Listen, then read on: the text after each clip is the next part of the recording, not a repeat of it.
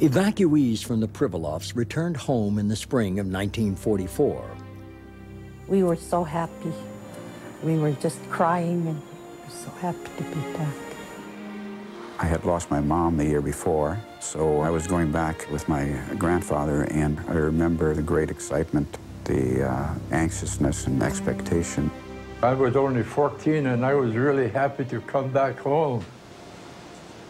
The first thing we had here after we got back, my dad went out and got a seal, and then we had seal meat for dinner that evening, which was good. It was home again for all of us. Evacuees from the Aleutians returned home in 1945, nearly a full year after the Japanese had been vanquished from the islands. Well, it was a very happy time first, just to get home. We stopped on top of that hill up there and looked down and saw the church, and our whole life revolved around that church before the war, our whole family. It was just like a dream. I mean, it's just really happening. But home was not as they'd left it. The U.S. military had billeted troops in native homes. Army and Navy inspectors confirmed what was obvious to the eye. Ransacked, doors and windows broken, and it just was terrible. We had no furniture. The BIA bought a few little pieces of, wasn't hardly anything at all, just cheap old. And here they were dismantling the base, and they were taking furniture up to the dump, rugs, beautiful furniture, and burning them. Even their churches had been vandalized. Centuries-old religious icons had been damaged, destroyed, or stolen. Tragic, just tragic. And what happened here on our own continent, in this very place, is a tragedy. After all the Aleuts had endured, this was devastating. It's just a waste of time. We lost so much. Like the patterns woven into the Aleuts' fine grass baskets, their experiences would be woven into their culture. So too the loss of 4 Aleutian villages, Attu, Biorka, Makushan, and Kashiga. Deciding it would be too costly to repatriate the villagers, U.S. authorities declared their homes off limits forever. I guess you might say I was homeless. I didn't know where to go. My parents were all gone and had a few cousins. And it was a hard decision for me. And I guess I took a plunge, or whatever you want to call it, to face the world. The world had changed, and so had the Aleuts. Little by little, the men started having secret meetings in their homes. They didn't want what they're talking about to leak out to the government.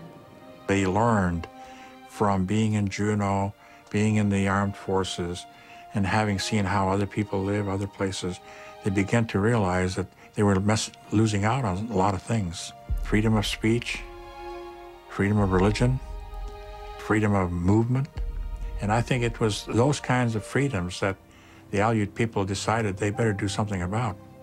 They have to become the agency of their own mattering. In a very real sense, the World War II experience gives them a reference point, a negative, declined reference point from which to step forward. In 1951, Aleuts from the Pribilof Islands filed a precedent-setting claim against the United States government for gross mistreatment between the years 1870 and 1946. The Aleut independence movement had begun. The Justice Department contacted me to write a report that they needed in response to the Pribilof Aleuts' suit against the government for 100 years of servitude. What I learned was shocking. I had access to their confidential files that spanned 100 years in the federal archives. I had heard things, but I didn't know the extent of the enslavement and oppression of the Aleut people. The government agents were police, they were investigators, they acted as prosecutors and judge and jury. They had totalitarian authority. I think one of the important things was to be treated as bona fide American citizens. I think that's where the idea of citizenship came up, and the fact that they weren't given any opportunities to vote. And it really went into blowing up a fair when Carl Moses, who was running for the state legislature, came to St. Paul Island, and the agent that was there on the island then wouldn't let him off the airplane. That was 1964. I was astounded. Apparently he knew I was coming because he picked me out of the group and came over and told me that I couldn't stay. I'd have to get back on the plane. It got national attention, the fact that a politician was refused entry into a local precinct. But that was the last time that would ever happen. The Aleuts' lawsuit against the U.S. government was providing a more difficult challenge. The case took a long time. Although it started back in 1951, it wasn't settled until, I think, 1978. But even then, the distribution that was made based on treatment, ill treatment, and deprivation of civil rights and so forth didn't amount to very much. We have a tendency to forget, although we're reminded now more often than we used to be, that we've never been without a race problem in American history. The change that the Aleut people have made is really quite remarkable. Aleuts were making incredible gains, but the World War II experience continued to haunt them. My oldest daughter, Patricia, was about 15 years old, and I was telling her about her Aleut family and etc. And I told her that one time the U.S. Navy burnt our village and evacuated us, and told her about how hard the life was in Killisnoo. She looked at me and says, "Mama, are you sure it happened?" I said, "Yes, it happened." He says, "But it's not in history books." She didn't believe that it actually happened.